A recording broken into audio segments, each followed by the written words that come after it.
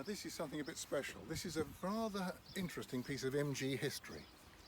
It's actually the first VA series saloon built, chassis number 0251, and as every MG aficionado knows, 251 was the telephone number of the factory. Interesting because it was on the 1936 Motor Show stand and originally carried the factory number ABL 999 because it was the press car, and for road tests it carried that number. As soon as it was sold to its first owner, it was registered with the Oxfordshire number DJO, which it's carried ever since. During the 80s, the car was completely rebuilt by a well-known Dutch MG enthusiast. He completed it around 1990, and since then it's been well maintained and cared for. It's got a couple of interesting features on it that don't appear actually on the originals, or on the production models. It's got these octagonal side lamps, which are rather nice and quirky, the same as that actually appear on the Triple M models. It's also got the twin spare wheels, the side mounts. They apparently were added by the first owner, believed to be for continental touring, but it balances the car out rather nicely.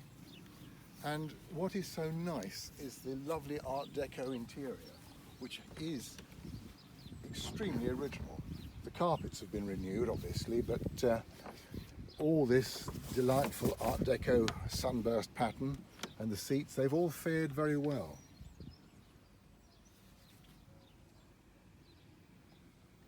Another interesting thing with this car is it has got the police specification engine, which is 1.7 litre, so it's got a bit more urge than the standard model.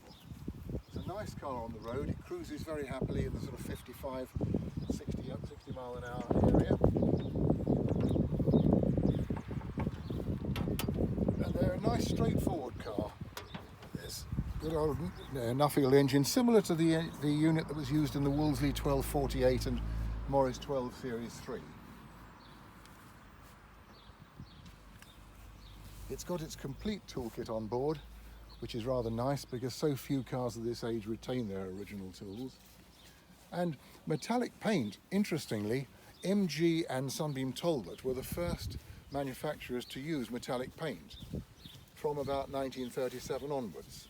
So although it was originally ivory when it was on the Motor Show stand, it has been metallic maroon, as far as we can understand, ever since. But sensibly, the wings were never painted metallic. They were done in a solid colour because wings always take a bit of punishment and the odd scrape and chip, so that makes for easy touching in. Everything, all the equipment remains original on the car, but it has sensibly got quite tastefully added flashing indicators, and it's a lovely, elegant car, I'm sure you'll agree.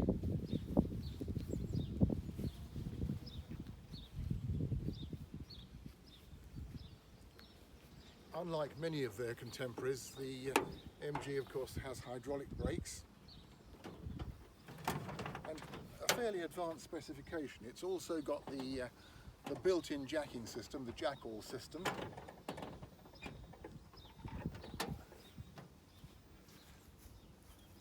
And the lovely imposing front view. It's a very attractive car.